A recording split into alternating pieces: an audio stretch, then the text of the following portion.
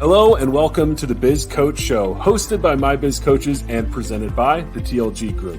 Our shows focus on giving entrepreneurs the edge they need to succeed. Let's meet our guest for today's episode. Our guest today is Mridu Parikh. She's a business owner, productivity coach, and trainer. While raising a family and running her own professional home organizing business, she felt strapped for time and immersed herself into learning all things productivity and time management, and is now a sought-after productivity pro. She's also a keynote speaker and does individual and group coaching, focusing on topics like prioritization, systems, effective routines, communication, and so much more. Learn more at lifeisorganized.com. Well, Mridu, it is great to have you with us. How are you doing today? I'm doing great. I was just saying that it's been a busy week. So today it feels like a nice lighter day that I can enjoy. And this is just the highlight of my week. So thanks for having me. Yeah, I know. I've been looking forward to it. I know Eric has. I know we have a lot of great stuff to cover today. So thanks again for being with us. We really appreciate it. Of course. Eric, always great to hang out with you. How are you doing? I'm doing well, David. Thank you. Excited to have a new guest today. Awesome. Well, great. Well, hey, I know we've got a great show in store. Our topic for today is organizing your life and business. But I think before we dive into that, I'd love to learn just a little bit more about your backstory, kind of your journey to what's brought you to here, if you don't mind. Yeah, as you kind of mentioned in the intro, I started my business as a professional home organizer back in the day when no one knew what that even was. And that was really just born out of, I had a 2-year-old. I was working in New York City in corporate, never saw him, thought my nanny was, felt like she was raising him. And when we made a big move from New York to Nashville, I had the opportunity to stay home, which I thought was the dream, and it wasn't. And I needed something else. So I started a business, having no business starting a business, but I did as a home organizer. And I think like a lot of business owners, I found out that I was spread too thin. I was ending up scattered, exhausted with the kids, business, family. I often was just feeling like a failure. And sometimes I was just even very resentful. And I would think to myself, how is it possible that I'm working this hard and I'm still not getting the results that I want? So I just jumped into learning all things productivity and time management just for my personal development, just for my own personal growth. And after lots of hits and misses, I discovered what worked for me, especially when I was overwhelmed and overloaded. So I thought, well, listen, I can either go back to the constant reactivity and the constant scatteredness that I was in, or I can embrace these new beliefs and simplify my life and get structure in place. And that's what I did. So I went from feeling defeated all the time to quite pretty much on top of all my demands and my distractions. And that is when I actually transitioned my business from home organizing to productivity for other business owners. So now I teach those skills to other time-strapped producers and experts, business owners who want to take control of their day also and just feel less overwhelmed and be more in control. Awesome. I think there's a lot in there that a lot of business owners can relate to, right? Feeling like I'm working so hard, I'm not making the progress I want, that frustration. So I think very relatable. I'd love to just dive a little bit deeper in that pivot, if that's okay. And kind of how did you discover that passion for helping other people achieve that productivity and organization? Like, you could have kept it all to yourself. So what led to you wanting to kind of, change the direction of your business and share that with other people? So actually, when I was home organizing, I should probably clarify that. I really only did that for a year in people's homes, but I recognized pretty quickly, I didn't love the physical labor, but I loved teaching. I love the teaching. I love the coaching. So I actually moved my business online, still as an organizer, but I was an organizing coach. So I was coaching other people how to organize their homes and simplify at home. But what I was finding, it was pretty interesting. Like, while I was going through, like I said, this personal development path of trying to prioritize and learn things, I was also realizing that a lot of my clients didn't even have the time to organize their house or didn't have the time for coaching. Like they couldn't prioritize it. And so it was kind of this like dual signal coming to me that is really, I think, where it starts, like on, getting your focus, prioritizing, getting your systems in place. And then you can find the space and energy and time for all the other goals in your life. So it kind of was just this like great moment of like, okay, I'm hearing this from my clients and it's happening to me personally. Oh, that's awesome. Well, thanks for sharing that. That's great.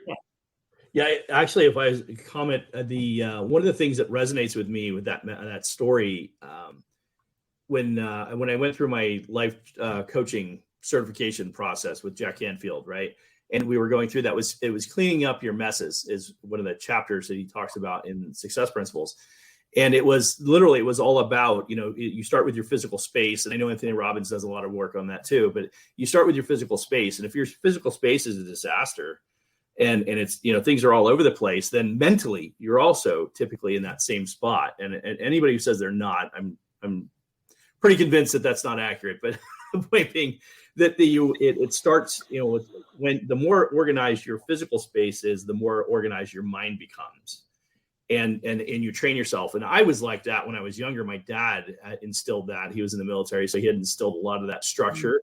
Yes. And so over the years, I rebelled it when I was young, but as I got older and I started, hey, I need to be more disciplined about this. I need to organize with this. And it played out in my life, so and I spent some time in the military, and I still roll my t-shirts. I still roll my underwear and socks. It's like all this stuff that but I carried that, but now I have a structure and a process, and that's played out significantly well for me in my business.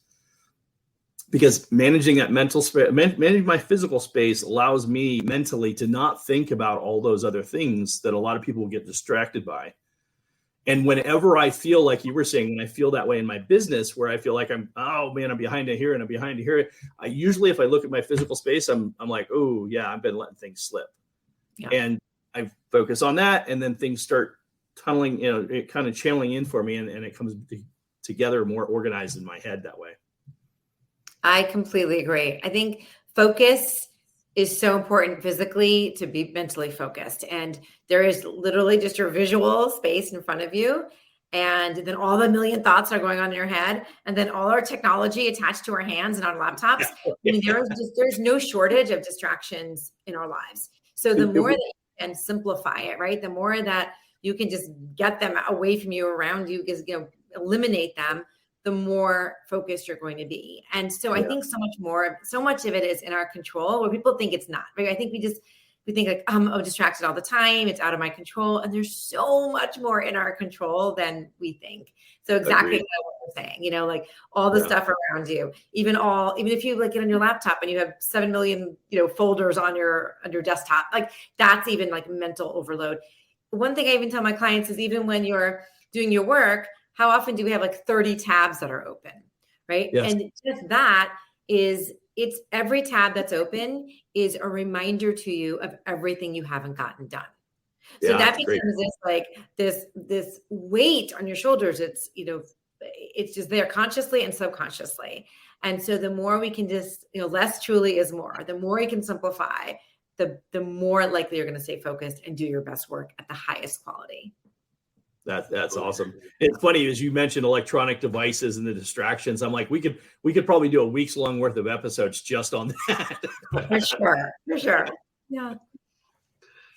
Well, awesome. Well, I think as we, kind of continue following on your journey, as you're working with, clients right now, sure, a lot of them business owners, right? What are some of the common challenges that you find that small business owners face when it comes to managing their time, or kind of that physical space of staying organized? Yeah. Probably the number one thing is that we're so caught up in the weeds. And notice I say we, because it will happen to me too, right? As much as we are trying to pull ourselves out, we just get caught up in the details, and too much of that. And so what happens is you're working all day, 12 hours, right? You're putting in all that time. And still at the end of the day, you think, what did I get done? And it's so frustrating because you're working so hard, you're so driven, you're so ambitious, but we're not really prioritizing the right things, right? We want to get back to business and not busyness. And there's a million ways we can stay busy, but here's the tricky thing. They feel really productive. Like the feeling that you get, you're like, I'm getting more stuff done. I'm checking it off the list. I'm crossing it off. So, you're in that space, like I'm doing, but is it really, if you step back, the most important priorities? Is it moving my business forward today? Is it moving my relationships forward? Is it moving my health forward? Because, there's personal goals and there's professional goals. And as business owners, we, it's all integrated. I was just going to say, yeah. Yeah. And so it's like, what we're doing, it's a constant battle of asking yourself, is this really the most important thing? Because I will say everything is important. When clients tell me, but everything is important, like, you're right. Everything is important. I totally get it. But we just got to pick the most important because it's all going to be important, Yeah.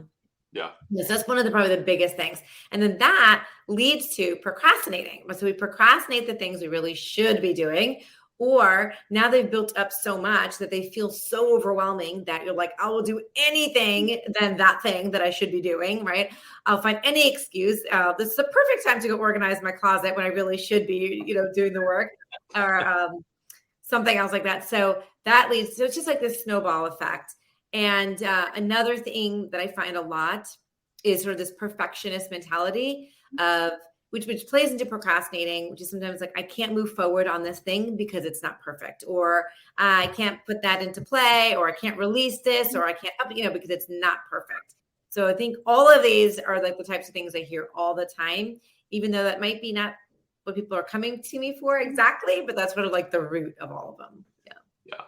That makes a lot of sense, actually. And I lived through some of that. So I totally get where you're coming from and your clients. Well, and it's funny, as you mentioned all of that one of the things that comes to my mind as my business was growing and I had to make some pivots through COVID and then kind of a rebranding. And strategically, I'm trying to figure out, okay, what am I going to do differently in my business? As I'm going through that process, I found myself avoiding certain things. And when I was avoiding those things with my business, because I was a little bit in limbo, so I wasn't sure what action to take. So procrastination kicked in, like you were saying. And all of a sudden I found that I was doing projects like redoing the garage or redoing a closet under the stairs. And my wife would come home and she's like, wow, I see that you did all this work. And I'm like, yeah. I was like, that probably wasn't what I should have done for 4 hours today, but it was at least I was productive, right? Right. Yeah. No, absolutely. And then I think another thing that happens with that, I think you just mentioned something about how you were doing it or not giving it. I don't know. Something made me think of it. We're not delegating. So that's the other thing. We feel like we're the only ones that we can do it, because if we give it to anybody else, they're not going to understand it. They're going to screw it up. It's not going to be as good quality. They don't have the passion that I do. It takes me longer to teach them than do it myself. There's a million reasons we can come up with, like not delegating our work and trusting others with it. And that, of course, is going to hold you back too, because there's only that far we can get as one person or even two people, right? There's only that much bandwidth. There's only that much capacity. So you will stall. You will definitely get to a point where you can only produce or create or brainstorm or strategize that much. And so that's another issue that comes up a lot. Absolutely. Great point. Well, I'm curious, if you don't mind, is there maybe, a particular client or a business or business owner that you've worked with that you had a high level of success with, whether it was improving their time management or productivity or organization, that you can maybe spotlight as kind of a transformation for somebody that, kind of applied the things that you teach in a big way? Yeah. So I'm thinking of a current client, Shamika, if she's listening, who is amazing. She is a lawyer. She has a law firm. She has a team, and she's leading the team. And when she came to me, she was like, I feel like a lot of people who come to me are like, I've tried everything. I've tried every time management tool, every blog, every podcast, every, app, everything, the planners. Very worried. Is this even going to work for me? I don't know what you could do differently, kind of thing. But she also has a young child. So she's a mom and taking care of a business, a growing business. And basically she's like overwhelmed, overstretched, and overloaded. So we did a lot of different things, but I'm going to kind of take you through like the chronology of her day. I think that might be a way to do it. So first thing she was really struggling with was, I can't ever get out of bed on time. Like I have this time I want to get up. I snooze. I can barely get the kids out the door. Then everybody's stressed out in the morning because they can feel my tension. So, that was one area we addressed, because the way I look at it, again, this is integrated. This is holistic. Like if you can't get out the door, or if you're leaving stress in the morning, you're not going to like kill it in your 9 a.m. presentation either. So we talked about some really simple tweaks. And this is where I think the magic happens. We're not going to tear down your life and like start all over from a blank slate. We're like, what's a little tiny little tweak that we can make that works with your personal dynamics and personality and circumstances. So I was like, okay, so what's one way we can get you out of bed? And I'm trying not to laugh because it's silly, but it works. And she was like, well, we were talking about, do we put the phone in the bathroom? Like, how do we get that? And she's like, well, once my feet hit the floor, if I don't have slippers on, I won't get back in bed because I feel like the floor is dirty. So we moved her slippers. I mean, this is how silly it was. We took her slippers and put them like in the bathroom or something. So she had to walk to the bathroom in the morning, or I think we put the alarm in the bathroom and she had to walk to the bathroom and then she wasn't going to get back in bed. It's silly, but my point is, it's like we had to do something that was very specific to her because that's not going to work for me. Like that's something else for me. I put my workout clothes at the foot of my bed, like literally at my bed. So when I wake up, I put them on first, or I will never work out. Like it won't happen. If I miss that step, it's not going to happen. So I have to work for me. So that's an example. So we did that. Then in work, her biggest complaint or issue was focus. She's like, everyone is pinging me. We're on Slack. We're in email. My phone is ringing. It's just my texts are blowing up. I can't, handle it. And so I was like, well, what if you asked your team that no one could call you in our office, no meetings, no in-office email, no Slack for the first 1 hour of the day. And she was like, I don't know, that's not going to work. Everyone has problems in the morning, like all the crises are happening. I'm like, let's just try it. So we wrote the email together because that's a whole other thing about how do you communicate this, why it's a department. We did it on our call. And so she had to send it on the call. So it was actually taking action. I'd say this for a reason. So she was very reluctant to do it. She sends it. When we got off the call, before we got off, we get off and then she texts me 5 minutes later. I just got an email from my team and they asked, can we do it for 2 hours instead of 1? So it was immediate, right? So it's like they were craving it. And I say this all the time. Everybody is craving focus. Everybody is craving structure. Like it's not just you. And so now they've implemented a 2 hour in the morning. It's 8:30 to 10:30. No one sends email. No one talks. I mean, you can talk, but no one's sending Slack. And she's like, my entire life has changed with this. Now I'm getting up on time and, I'm getting so much work done that would probably at 5 o'clock in the evening, I wasn't getting as much done, but now I have 2 focused hours. So I can take you through more and more of the day, but I'm just, it was things like that. And then we're like, okay, what are those important things that we focus on? The most important things, because here's the thing, the rest of the day is going to be all distractions. You're going to be putting out fires. You're going to be doing email. So let's figure out what is the most important things that's going to move your business forward. And that's your 2 hours. And then during that 2 hours, how do you stay focused? So we worked on those. So, those are examples, but the growth and the development that she's done and the strategic work and the stuff that really matters has been off the charts. And that's just led from one thing to another. But I can keep going on. That's just like something happened between 7 and 10:30. That's awesome. Yeah. Yeah. Thanks for sharing that. I think those are some great, strategies, some great techniques. I'd be curious, are there any other, strategies in general? I mean, certainly those were very personalized and it sounds like that's very impactful, right? Obviously. But any kind of, general strategies or techniques that you'd recommend for small business owners to help them, be more productive or just kind of get more done within their business, prioritize things? Yes. Okay. So and there's 3 steps, I think, for me, when I think of like the most effective productive day, whether you're starting your business, you're a 5-figure earner, a 6-figure earner, a 7-figure earner. I'm telling you, it's the same thing over and over. And if you do this, if you make it a daily practice, again, you're going to see your productivity soar. So the first thing is write down your top 5 goals for the day. And this is how I break it up. So I do 3 professional goals, 3 goals related to your business, and 2 goals personally. Okay. So the first question I get with that is, well, how do I pick it? I have 100 or 300 things on my to-do list. How do I pick those? And when I started teaching all this, I used to follow all these productivity gurus and all the books and all the trainers. And I would teach, because I train a lot also, I coach and train. I would put up one of those slides with, have you seen that Eisenhower matrix? Has urgent, non-urgent, important, not important. I would put that up and say, okay, now you take all your to-dos and all your priorities and you put them in this matrix. And then after a while, when I was beginning, I started doing this. I'm like, no one's ever doing that. No one's actually, when we're overwhelmed and chaotic, we're not all going to pull out a matrix and start filling it in.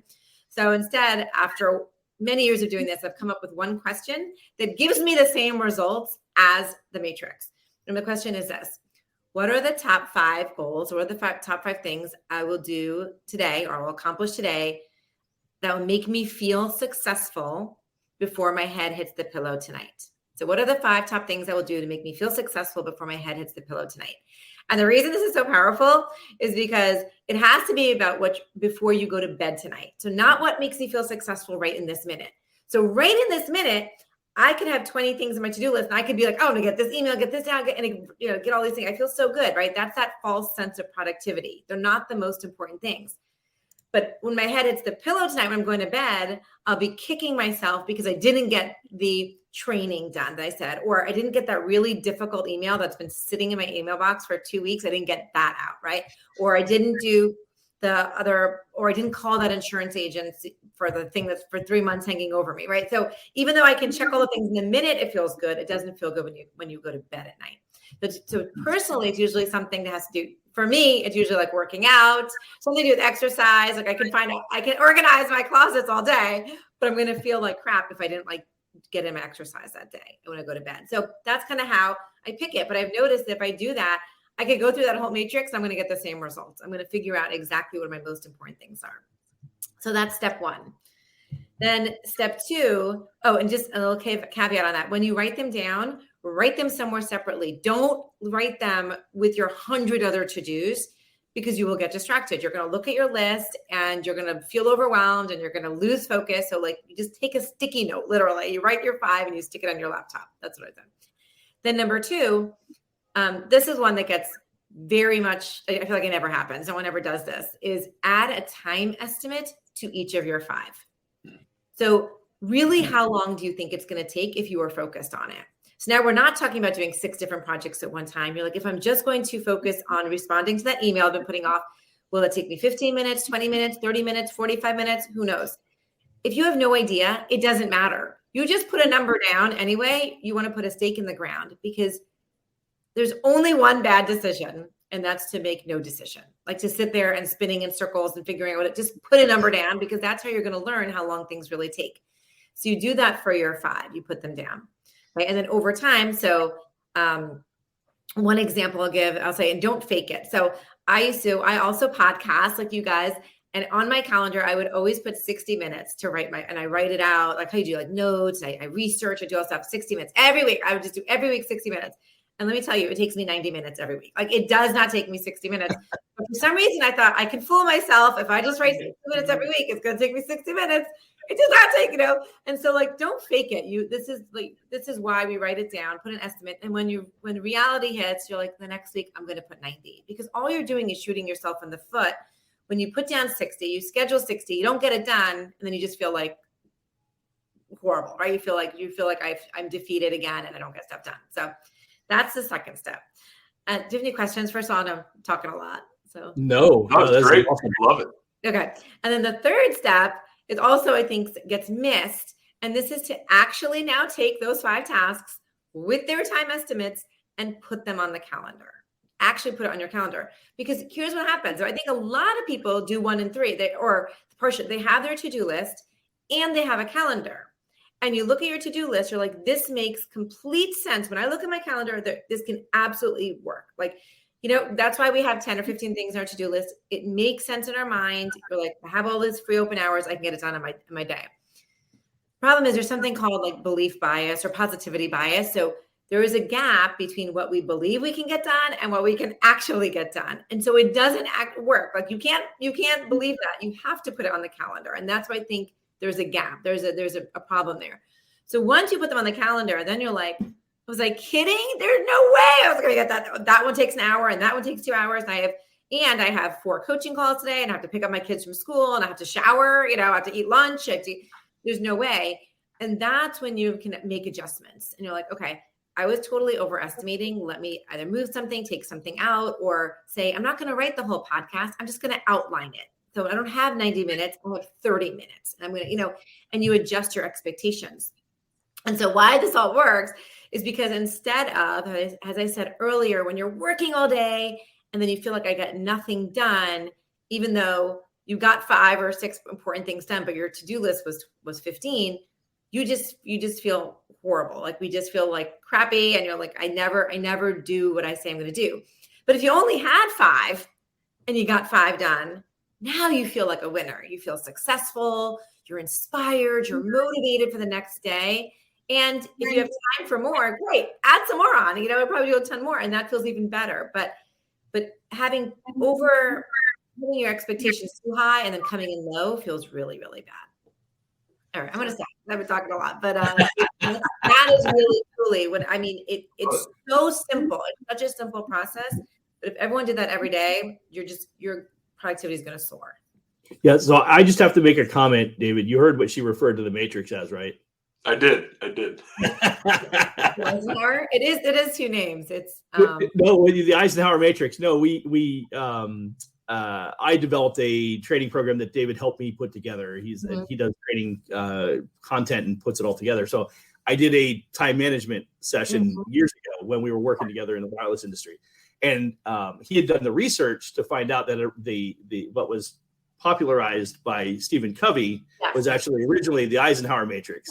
Yep. And so we dubbed it the Eisenhower matrix in the training, and I let everybody know. And they're like, "Isn't that from Stephen Covey?" I'm like, "Wow, the original person was." Anyway, kind of a side track. I had to share. And by the way, I think it's still one of the most relevant and great, totally things, right? I'm just talking about the day-to-day chaos. We're just right? Your application. Yeah, your application of that is spot on. And it's funny because as you were explaining it, I'm like, I even think as a business coach today, because I did a lot of work with time management and leadership development and a lot of professional development skill sets. I don't do as much of that as I did before, but with my clients, they don't have time to go through a 4-hour workshop on time management. Yeah. Right. But if I could give them that one skill, that one task, that actually those 3 things combined, right. That would probably help a ton of them make some major progress in their time management, because that's huge. It's very practical. To your point, it does narrow it down. And I'm very familiar with the rule of 5. I learned that from Jack. It was, you have your rule of 5. So you take your 5, add in the piece that you had about the amount of time it's going to take, which is key. And then the other thing that I do as well is I put it in my calendar. Yeah. I tell my wife, I'm like, if we schedule date night, it goes in the calendar. Perfect. And I know a lot of people are like, "Oh, that's so corny." I'm like, "No, you don't understand. I am always busy. If it's not in my calendar, I will forget. But if it's in my calendar, it gets done." 100%. And the psychology behind that is so amazingly helpful, because it makes me do stuff that I wouldn't necessarily do because it's in my calendar. I'm like, that's next on the list. And for me, it's the equivalent of my to-do list. Yeah. 100%. I mean, I always tell my clients too, even your unstructured time can be structured. So even if you're like, I don't want to have my Saturday structured at all, I'm like, that's fine. But do you want to do a date night? Do you want to have a family activity? You don't have to pick the time, but as long as you know that day is dedicated for that thing, it still sort of structures that. So now, again, right, just like you said, you feel so good that you got something really meaningful done. Well, I think the other piece to that too is I'm now present in my personal life when I need to be. Yes. To your point, a lot of busy professionals have a tendency to disregard the personal life because I'm so busy, and they don't have time. And I'm like, no. It doesn't have to be. Well, I think one of the things that we got caught up in our company, and David, you remember this, there was a lot of discussion about work-life balance. Mm-hmm. And there's this misnomer that work-life balance means if I spend 40 hours working, I spend 40 hours in my personal life doing whatever those things are. And I'm like, depending on what your career choice is, that's probably not realistic.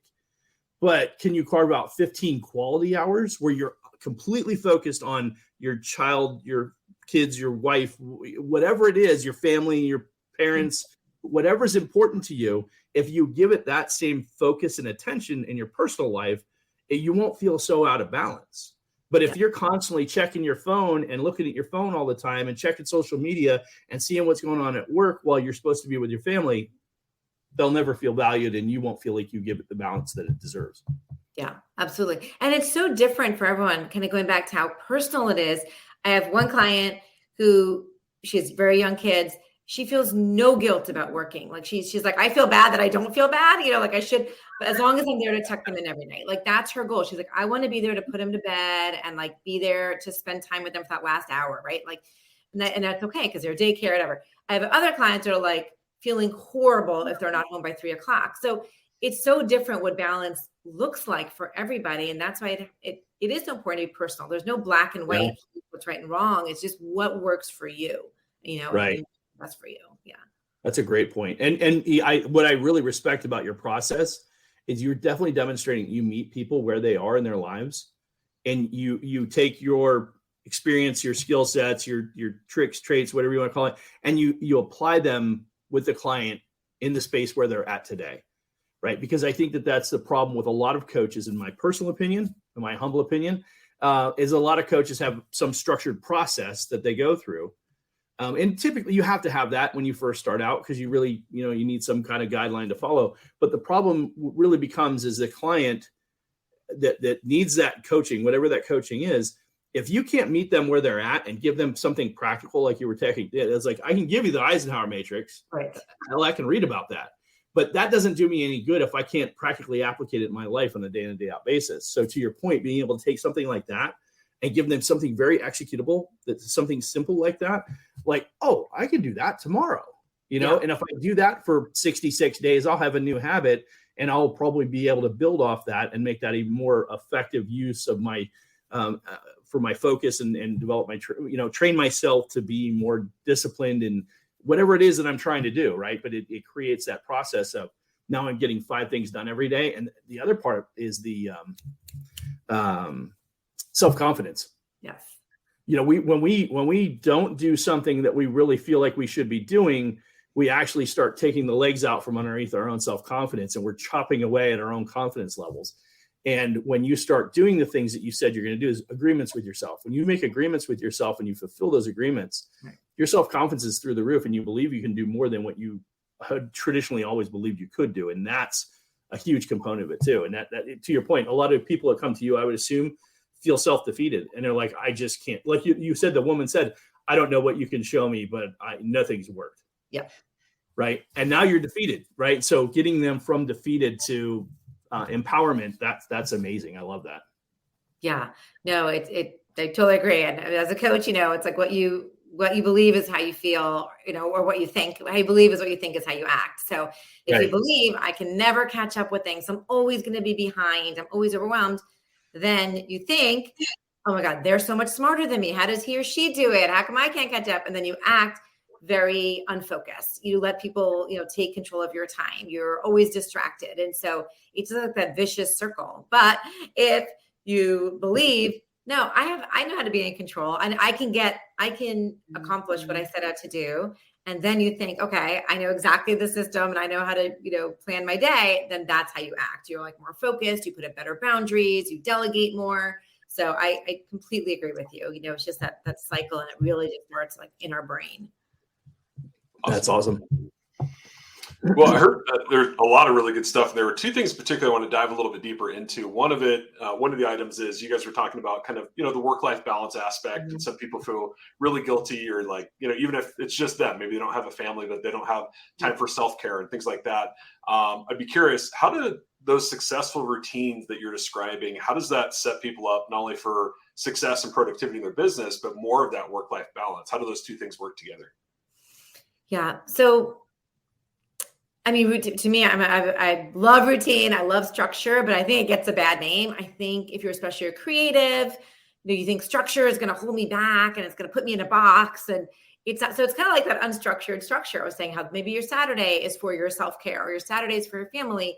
It's not saying you have to do a certain thing at a certain time, but there's a focus for the day. So then you feel really accomplished. So I think the more systemized and routine you can get, I know it absolutely impacts your value, your self-integrity, your confidence, your self-esteem, because again, you are getting things done. And the more you can get, let's say if it's in a business perspective, you can get the work done, the more time and freedom and space you have for the free time, for doing nothing, for vegging out, for binging Netflix, for spending time with your friends, but without the guilt. We can do that guilt-free, it's incredible. So an example might be, let's say on a Saturday, you have your to-do list and you have all these things you want to get done. You're like, I'm just going to sit down and watch this one show. And then it's like 6:00 at night and you binged all day, right? And then you feel terrible, self-deprecated, self-defeated. You're like, I suck, whatever. But then let's say you have another Saturday and you have the same day, but you've given yourself permission. Your plan for the day was, I'm just going to sit and relax and do anything I want, like binge watch TV. So you do the same exact thing. The result is the same, right? The Saturday didn't plan, the Saturday you did plan. But the way you feel is completely different. So instead of feeling defeated, now you're like, oh my gosh, this is what I wanted to do today, and I did it. I feel great about it. So it's literally just that intention of, and that's a system, that's a routine, that's a structure in your day. And just by creating that, your result of the day is the same, but the result of your mind and how you feel and how you're going to feel the next day is completely different. So that's like a really basic example for someone who says, I can't do structure or routine. It doesn't have to be every minute of every day. In fact, it shouldn't be. You're going to go crazy. But there are simple ways to do that. And another thing, I don't know if you necessarily asked this, but it's just making me think that routines, I think, are different. Routines and habits are two very different things. I think people jump into routines, and that can also, or try to jump into routine and then fail. And that can also make them feel very constricted or restricted. Whereas a habit is one thing. It's like one thing at a time. A routine is a series of habits. Okay. We try to jump into the routine. So let's say like, I'm going to get into this routine for doing all my social media, and I'm going to do 3 LinkedIn things on a Friday and 2 reels on Tuesdays. You can build this whole routine, and it feels hard and overwhelming, and you fail at it. Or the habit might just be, every Friday I'll do one live on my phone when I'm walking in the morning. Like, that's just one thing. And that becomes much more easier, less difficult to stick with when you're doing that. So absolutely. I'm not even sure why I went there, but I was just thinking, like, I think that's also people get I know it. I think that's a great point. To your point, and I had not heard that said before, but that's a great point. A routine is a series of habits, or just start with the habit, right? Yeah. Do the one thing. And I'm trying to remember where I heard that. I think it might have been Alex Hormozi, but he's like, do the one thing and then let that build on that. Yeah. If that one thing, you're getting the result that you want to get from that, and you want to add to that, and then you add to that. But start with the one thing. Don't try and do this whole, drawn out routine of all these different things. To your point, your example was perfect, because I'm actually going through that myself personally with the social media. Yeah. But you just do the one post and then let that build from there. Yeah. It was funny you were saying the structured downtime. Mm-hmm. It totally reminded me of Office Space. How was your weekend? It was amazing. I did nothing, and it was everything I thought it could be. I missed that movie. I gotta watch that movie again. I wonder if does it hold time? Like, it was so good back then. Is it still good today? Or it's awesome. Although I got to tell you this, for about 4 or 5 years now, I've been writing what I believe will be the part 2 of that. It's awesome. A pet project that I started on, and it revolves around working in the wireless industry. So there you go. That movie needs a part 2. It was so good. It was an awesome movie. Yeah. But the other part that you said about the how you feel when you're making progress, and how that the impact that has on you is dramatic. And I think that not enough people give that credit, right? I think that's as important of anything else that you do, because once you emotionally are connected to and feel good about the progress you're making, the endorphins kick in, and now you're compelled to do, and stay in that course. Whereas, to your point, if it feels hard and it feels rigid and it feels inflexible, then you're kind of like, oh, this sucks. I hate this. I don't want to do this. And then you don't do it. And that's why we don't do the things that we set out to do, even though we had all the best intentions in the world. Yeah. Yeah. So, and in fact, my definition of productivity is also, I think, a little different than, again, all the books I read and what it was about. And to me, it's really not so much about efficiency or effectiveness. You hear a lot, or doing more. It is an emotion. So to me, productivity is an emotion you feel when you get the results you want. And if you can do it faster and better, that's like icing on the cake. But to me, I think it really starts with the emotion you feel when you get the results you want. So you get that, everything we've been talking about, if you can do what you set out to do, that's how you're going to feel the most productive. Awesome. Nice. Very good. Well, I think the next thing I wanted to dive into or unpack a little bit more was something that I'm seeing kind of a theme pop up as we're talking about, time and productivity. There's this other element. You were just talking about kind of the emotion, but there's also kind of the mindset, how we view the work, how we view our time, how we view ourselves, and maybe the emotional reaction that comes from that. So I'm curious from your perspective as you're working with clients and business owners and everyone in between, what role does that mindset play in somebody's ability to be productive and achieve their goals? Oh, it's everything. It's everything we've been talking about. It's, it comes back to, well, I think it also, we've talked about the self-confidence and the self-esteem, but it also just makes you a better leader. Whether it's a leader at home, with your family, in the community, in your business. Because again, when you feel more empowered that I'm in control of my time, that you feel more empowered that I know where I'm putting my energy, you just show up. You show up as like a better role model. You're more confident in the work that you do, I think just the way you connect with your clients. So it shows up, I think, not just only in kind of, yes, your own personal self-esteem, but really as a business leader and a business owner. Yeah. Awesome. Great cool. point. Well, I want to shift gears just a little bit, and then I'm, always thinking about our audience, and I'm thinking about, that small business owner that's watching this, and they are struggling. They're juggling multiple responsibilities, wearing multiple hats. It's something Eric and I talk about a lot, and I think sometimes the temptation is to get more done, I'm going to multitask. And I'm curious, just from your professional perspective, is that an effective strategy, or like, what advice would you give to somebody that's struggling to juggle all of those different things? Yeah. So multitasking, it's inevitable because we're all doing 100 things. We're in the business and we have all these different projects and all the different, areas we're covering. But so I think if you can, so I'll say that multitasking truly at the same time, meaning like I'm checking my text, I'm responding to an email, there comes a call. That's what I consider multitasking. And that's ineffective because we all know it. We like forget someone's name, or we send out something with a spelling mistake, or we've forgotten this, or the detail falls through the crack. And that's just like this constant scatteredness. Your brain is on overload and you're doing it throughout the day. So that is a type of multitasking that does not serve us.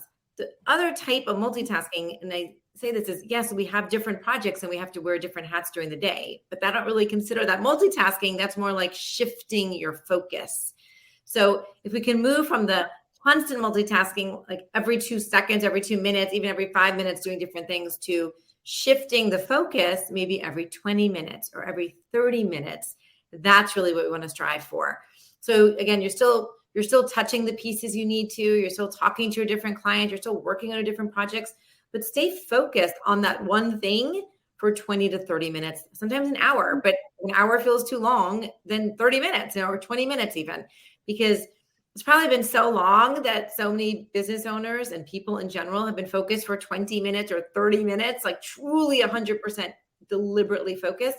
You don't even know what you're capable of. It is amazing how much you can get done when the phone is in another room, your email is off, there's nobody talking, and you're just focused for 30 minutes. It's magical. I think we exceed our expectations all the time. So I know, you've probably heard of things like the Pomodoro effect. So that's kind of like that 25 minutes. And I don't know how they discovered this back in the 80s before there was text and email, but it really is just the perfect amount of time to stay focused, because it's just when you're like, I'm feeling FOMO, everyone needs to get in touch with me. So it's like but just long enough that you can make the 25 minutes. Like it just feels like just the right amount of time. I'm going to pull this thing up. Another thing I use a lot is this cube timer.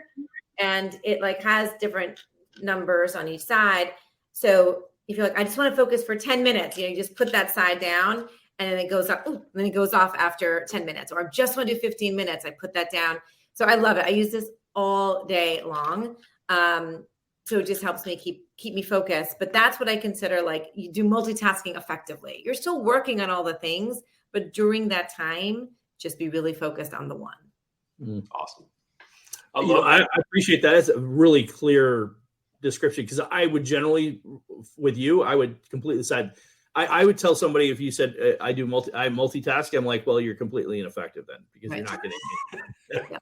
But to your point, that if it's done effectively, like you just described, following that guideline, there's yes, you can absolutely get a lot of different things done in a reasonable amount of time. But to your point, trying to juggle 3 things at the same time, you're not doing any of them well, right? You're going half-rear-endedly through all of them. Yeah. So it's a great perspective. I like that.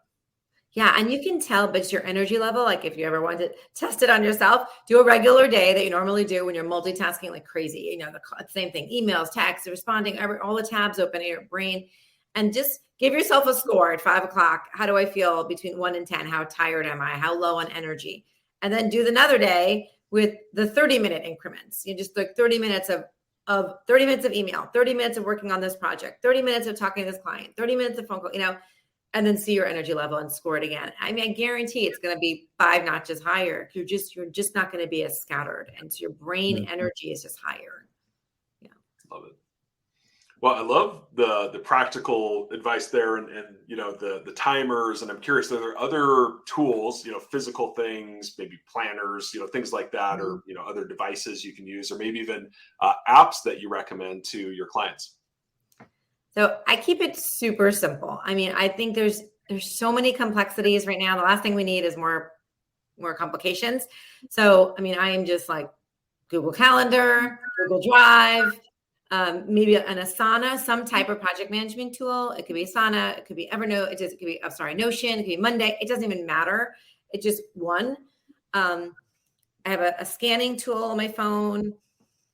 My podcast app is super important to me for, and like a health app. Like it's very basic. I don't have 7,000 apps. I don't think you need all that. The simpler you make it, again, just back to focus, the easier it's going to be.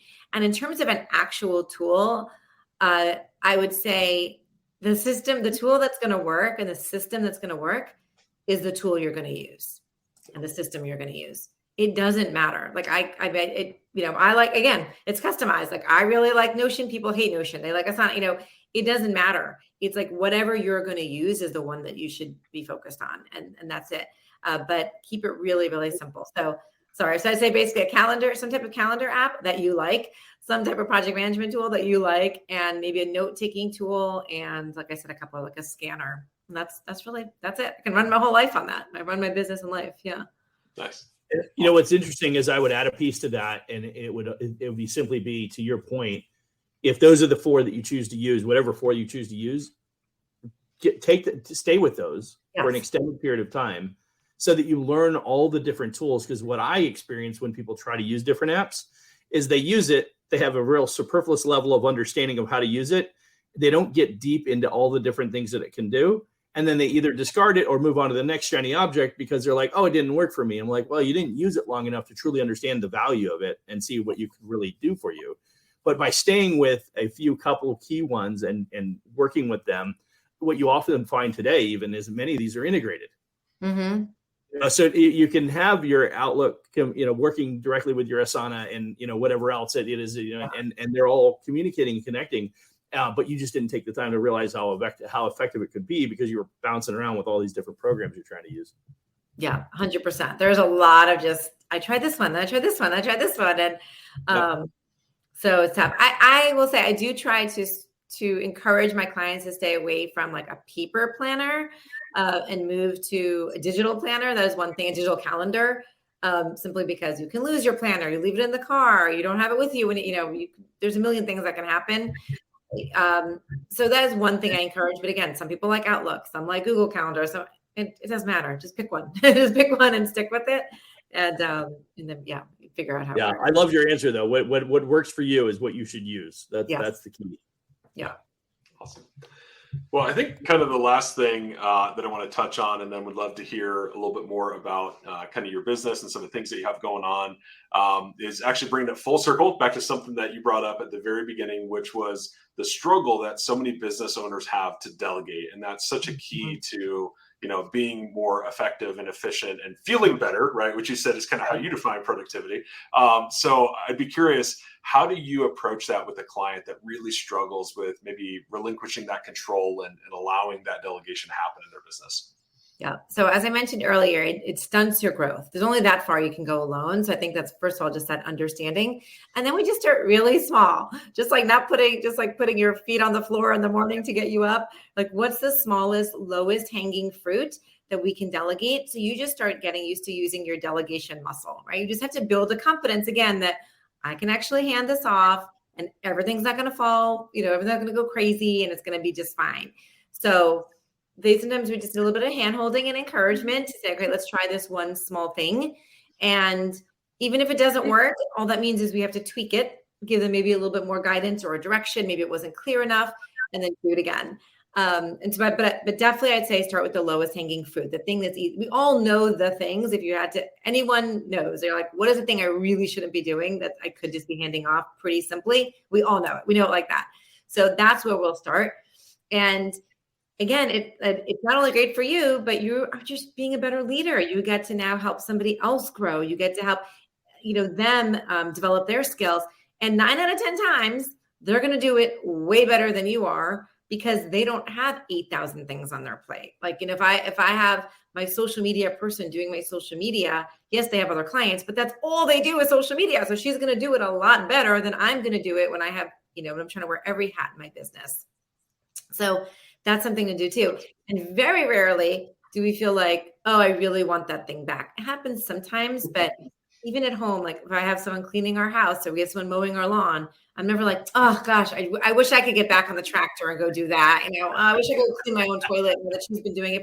We don't do that. Like, like once you hand it over and it starts working well, you're like, why did I not do this sooner? Why was I holding on to this thing for so long?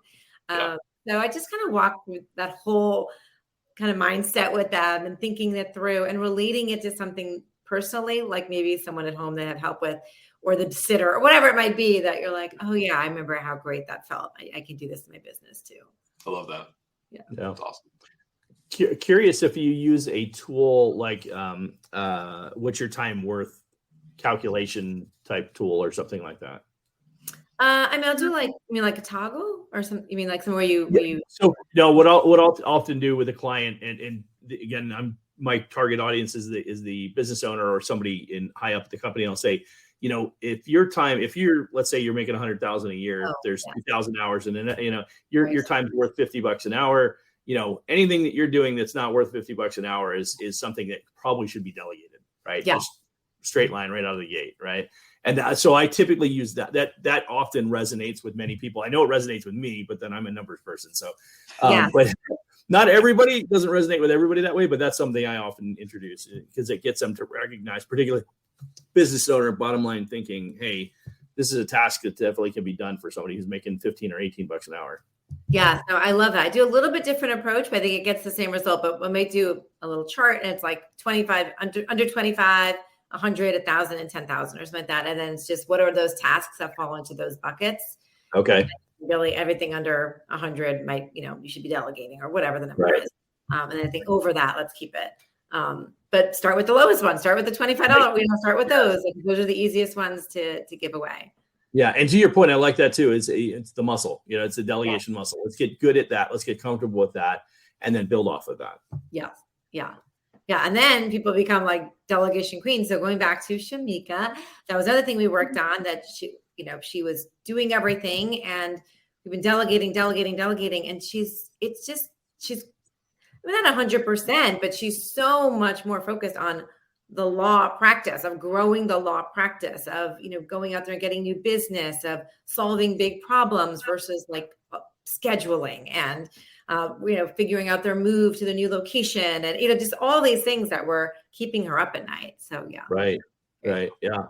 It's funny how you say that, because I know that lots of times what I recognize is clients are so slow to delegate, right? Because they don't want to give up control. They don't want to, somebody's not going to do it as well as I can do it, right? All those things.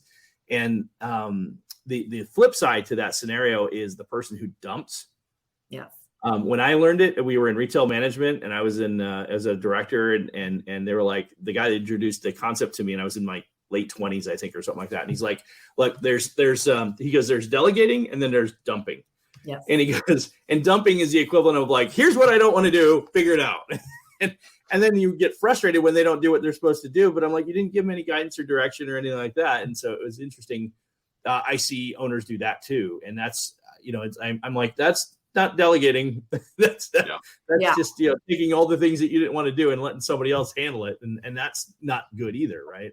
Yeah. Yeah. And then one thing I'll do with them, and as you probably know, is in every delegation has to have some system around it. And it could be 3 steps. It could be 1 step. It could be maybe a 3-page document. Again, it varies what it is, but there's some system, and a system can just be 2 steps, So again, it doesn't have to be anything really complicated, but that's what ensures that you get the work done as you want it to, and you get the results that you're expecting. And then it also sets the expectations for the other person, which is so important, because often you're not getting the results you want, not because they're not capable or they're not smart. They're just did not set the expectations properly. And that becomes the onus of the leader. Yeah, totally.